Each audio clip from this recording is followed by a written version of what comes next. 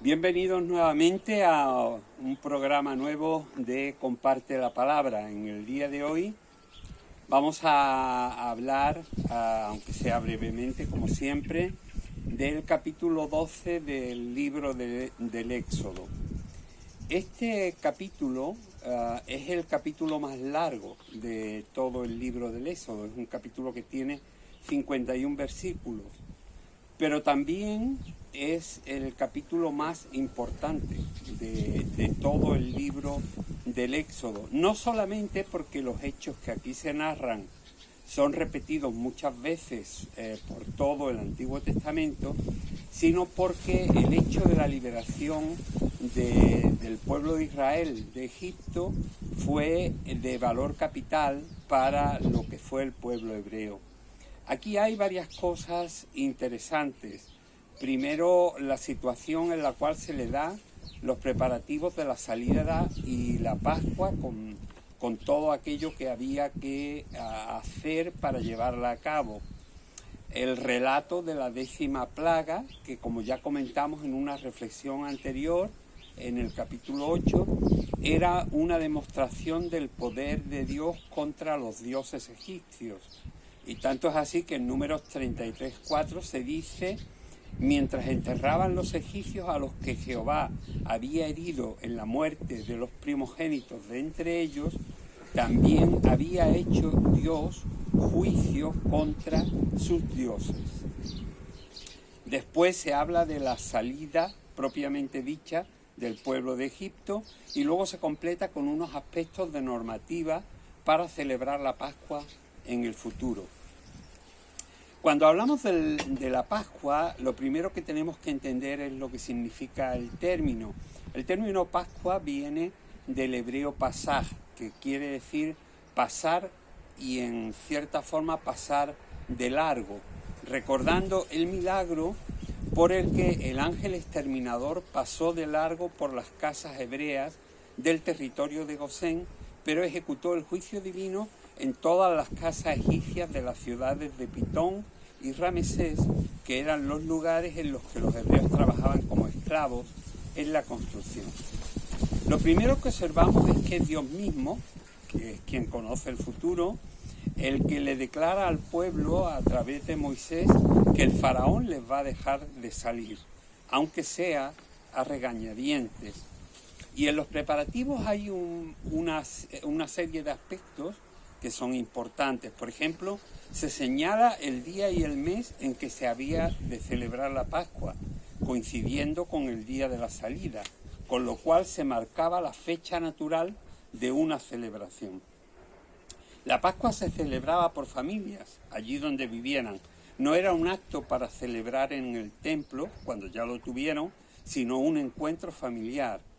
El cordero, igual que Cristo, tenía que ser un cordero sin defecto, y su sangre se colocaba sobre los postes y el dintel de la puerta, las mismas direcciones que los dos travesaños de la cruz, así y así, que era también la cruz de madera. Y con anterioridad a ese día se ordena una semana antes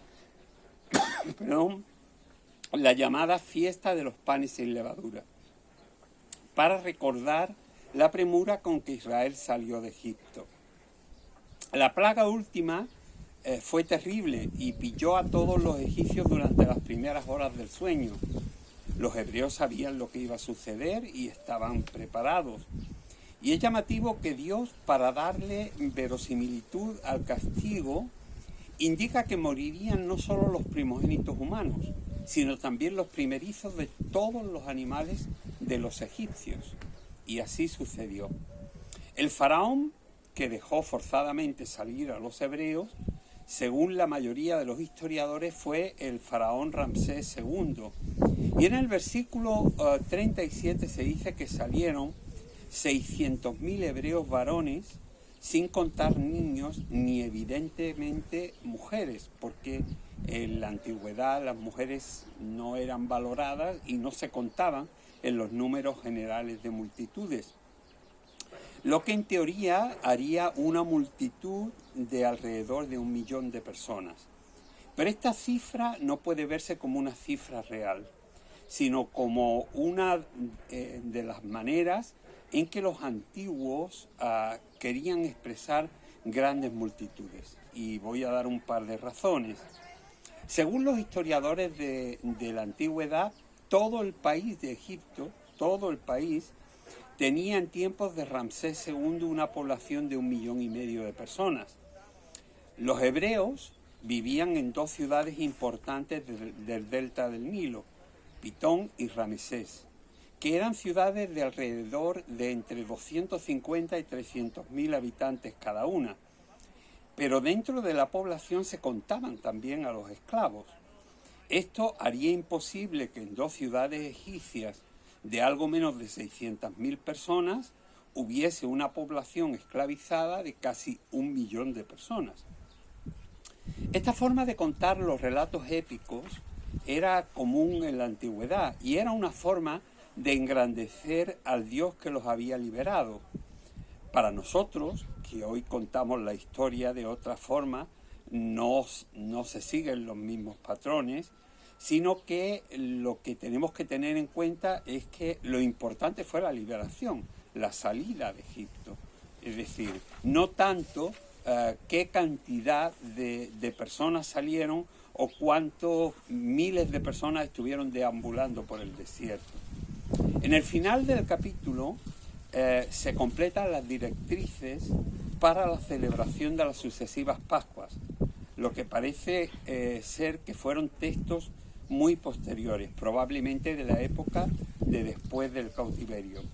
Pues si tuviéramos el tiempo y el espacio para analizarlo, descubriríamos que la Pascua no se celebró durante muchos siglos en Israel, con la excepción de una parte del reinado de David y también durante el reinado de Salomón y más tarde el reinado de Josías, y que se recuperó la celebración después de volver de Persia en el siglo V a.C.